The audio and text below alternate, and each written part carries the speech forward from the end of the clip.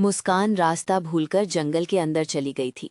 तभी झाड़ियों से खतरनाक जानवर निकल आया और मुस्कान की तरफ धीरे धीरे बढ़ने लगा। मुस्कान पीछे हटने लगी, लेकिन पैर फिसला और वो गिर पड़ी।